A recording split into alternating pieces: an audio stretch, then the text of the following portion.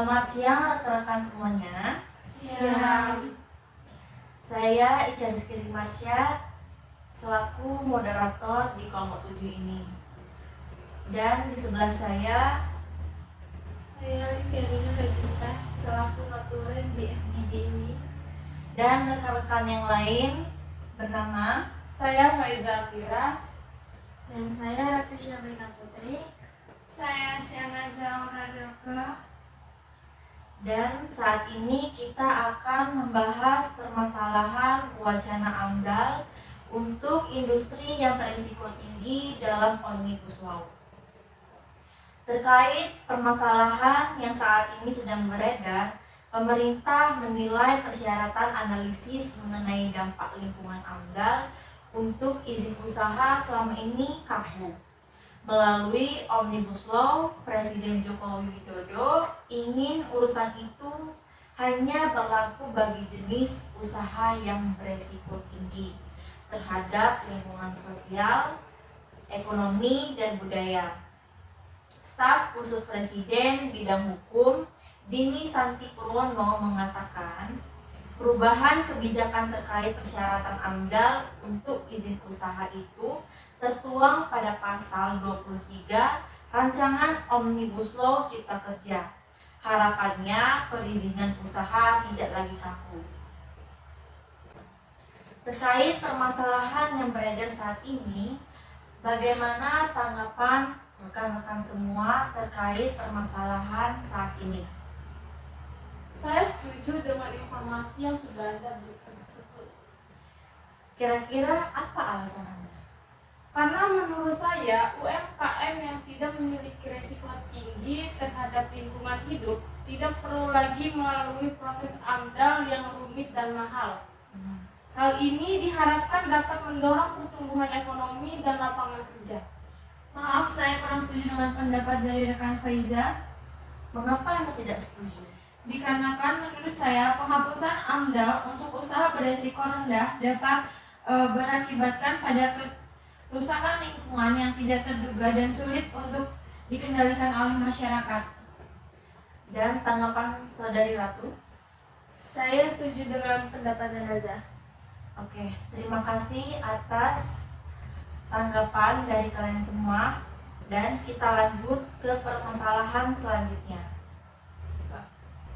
Pembahasan selanjutnya yaitu terkait pemerintah mengubah persyaratan AMDAL karena dinilai menjadi kendala bagi pelaku usaha yang kegiatannya tak berwajib bagi lingkungan. Mereka pun harus merogoh kocek hingga ratusan juta demi mendapatkan AMDAL. Untuk rekan semua, bagaimana tanggapan kalian semua mengenai permasalahan ini? Saya setuju. Saya tidak setuju. Rekan Naza, mengapa Anda setuju? Menurut saya ada beberapa alasannya. Yang pertama, melindungi lingkungan hidup, di mana industri beresiko tinggi dan bahan baku berbahaya dapat memberikan dampak negatif yang sangat signifikan terhadap lingkungan hidup. AMDAL adalah instrumen penting dalam memastikan bahwa dampak negatif tersebut dapat diminimalisir atau dihilangkan. Sedangkan yang kedua, meningkatkan akuntabilitas dan transparansi. Proses AMDAL melibatkan kajian yang mendalam tentang potensi dampak lingkungan dari suatu kegiatan usaha. Yang ketiga, mencegah kerusakan lingkungan yang tidak terduga. Dampak negatif dari industri beresiko tinggi adalah bahan baku berbahaya yang dapat bersifat jangka panjang dan tidak terduga. Dan yang terakhir adalah menjaga kesehatan dan keselamatan masyarakat.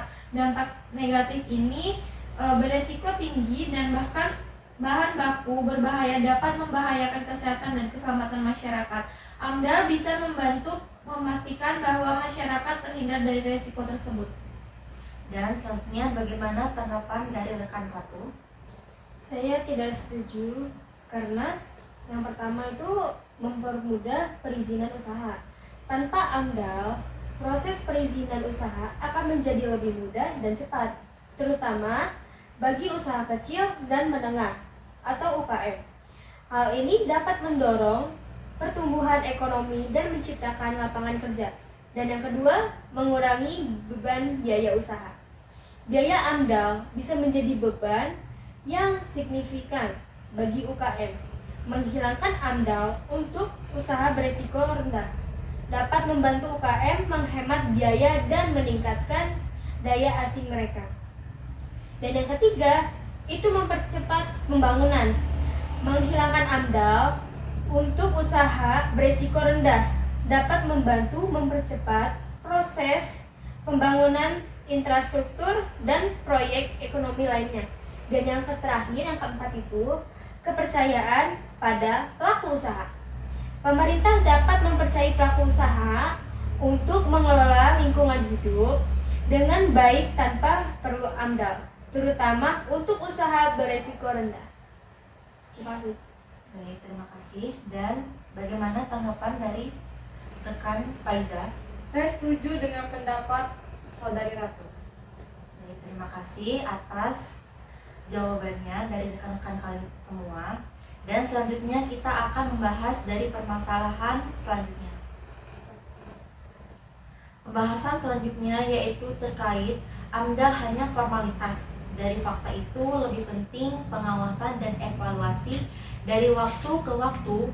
Selain AMDAL, ada beberapa aturan terkait kehutanan dan lingkungan hidup yang diubah lewat draft Omnibus Law tentang Cipta Kerja. Perubahan-perubahan itu utamanya tertuang dalam bagian 3 tentang penyederhanaan persyaratan dasar, perizinan berusaha, dan pengadaan lahan. Perubahan itu diantaranya menghapus, mengubah, atau menetapkan peraturan baru terkait perizinan berusaha yang diatur dalam Undang-Undang Nomor 32 Tahun 2009 tentang perlindungan dan pengelolaan lingkungan. Salah satu yang dicabut yaitu pasal 40 ayat 1 yang menyebutkan izin lingkungan merupakan persyaratan untuk memperoleh izin usaha atau kegiatan. Jika izin lingkungan dicabut, maka izin usaha atau kegiatannya batal. Yang selanjutnya ada perubahan pasal 24 ayat 2 mengenai izin AMDAL yang akan menjadi kewenangan pemerintah pusat. Pasal 63 menyebutkan pemerintah pusat berwenang mengkoordinasikan dan melaksanakan pengendalian pencemaran atau kerusakan lingkungan hidup, standar lingkungan atau diatur pemerintah pusat. Hal ini bertujuan supaya pemerintah mempunyai daya paksa untuk mempersoalkan dampak lingkungan yang rusak oleh proyek industri skala sedang atau menengah akan tetap wajib menggunakan standar yang sedang disusun. Standar tersebut akan diatur dalam peraturan pemerintah. Terkait permasalahan kita yang sedang kita bahas saat ini, bagaimana tanggapan rekan-rekan semua terkait permasalahan saat ini? Saya setuju dengan informasi tersebut. Mengapa rekan Faiza menyetujui permasalahan ini? Karena menurut saya, pernyataan bahwa AMDAL hanya formalitas memiliki beberapa dasar. Yang pertama, proses AMDAL seringkali dianggap berbelit-belit dan memakan waktu yang lama. Kedua, hasil AMDAL tidak selalu diimplementasikan dengan baik dalam praktiknya. Ketiga, pengawasan terhadap kepatuhan AMDAL masih lemah. Pentingnya pengawasan dan evaluasi. Pengawasan dan evaluasi yang berkelanjutan terhadap kegiatan usaha dan dampaknya terhadap lingkungan hidup adalah kunci untuk memastikan bahwa terhadap peraturan dan mencegah kerusakan lingkungan. Hal ini harus dilakukan secara konsisten dan efektif. Dampak perubahan aturan AMDAL. Perubahan aturan AMDAL dalam Omnibus Law memiliki potensi positif dan negatif. Di satu sisi, penyederhanaan proses perizinan usaha dapat mendorong investasi pertumbuhan ekonomi.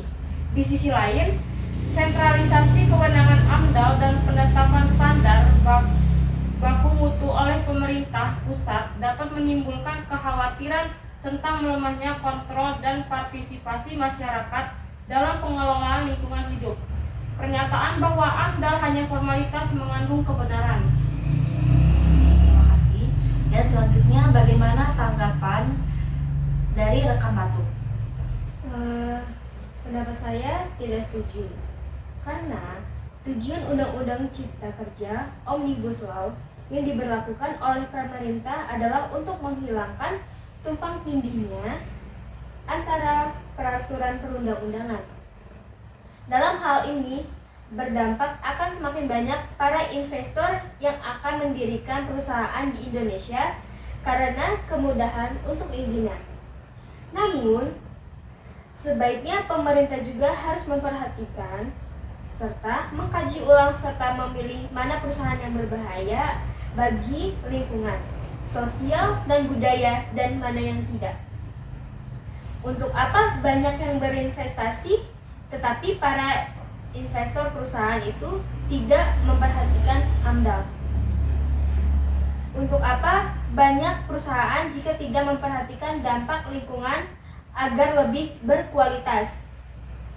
Karena menurut saya AMDAL sangat bermanfaat bagi pemerintah dan dapat mencegah kerusakan ekosistem. Dalam hal ini, pemerintah harus mengambil jalan tengah dengan membuat undang-undang yang tidak hanya mementingkan para investor tetapi juga memperhatikan AMDAL serta berpihak pada para pekerja. Terima kasih. Baik, terima kasih rekan Ratu. Dan selanjutnya bagaimana tanggapan dari saudari Nazar? Ya, kali ini saya setuju dengan pendapat dari rekan Ratu. Setuju. Baik, terima kasih jawaban dari rekan-rekan semua. Dan selanjutnya, baik, terima kasih jawaban dari rekan-rekan semua atas jawabannya. Untuk itu saya akhiri pematerian kita dan pembahasan kita pada saat ini. Saya akhiri. Wassalamualaikum warahmatullahi wabarakatuh. Waalaikumsalam warahmatullahi wabarakatuh. Baik, akhir dari rapat FGD ini saya mengambil kesimpulan bahwa kebijakan AMDAL baru dalam Omnibus Law memiliki potensi untuk meningkatkan efisien dan pertumbuhan ekonomi. Namun, penting untuk memastikan bahwa kebijakan ini tidak melemahkan perlindungan lingkungan dan hak-hak masyarakat. Dan selanjutnya, saran yang akan disampaikan oleh saudari Livia. Baik, ada beberapa saran untuk meminimalisir dampak negatifnya, yaitu yang pertama, membuat daftar jenis usaha beresiko rendah yang komprehensif dan transparan. Yang kedua, yaitu memperkuat sistem pengawasan dan evaluasi lingkungan hidup. Yang ketiga, yaitu melibatkan masyarakat dalam proses pengambilan keputusan terkait AMDAL. Yang terakhir, yaitu menerapkan sanksi yang tegas bagi pelanggaran terhadap peraturan lingkungan hidup. Baik, saya mengucapkan terima kasih untuk rekan-rekan yang ada di sini atas kesempatan dan kehadirannya untuk memberikan saran dan tanggapan. Untuk itu, saya akhiri acara kita pada hari ini. Saya akhiri. Wassalamualaikum warahmatullahi wabarakatuh. Waalaikumsalam warahmatullahi wabarakatuh. Baik, saya mengucapkan terima kasih untuk rekan-rekan yang ada di sini atas kesempatan dan kehadirannya untuk memberikan saran dan tanggapan. Untuk itu, saya akhiri acara kita pada hari ini. Saya akhiri. Wassalamualaikum warahmatullahi wabarakatuh. Waalaikumsalam warahmatullahi wabarakatuh.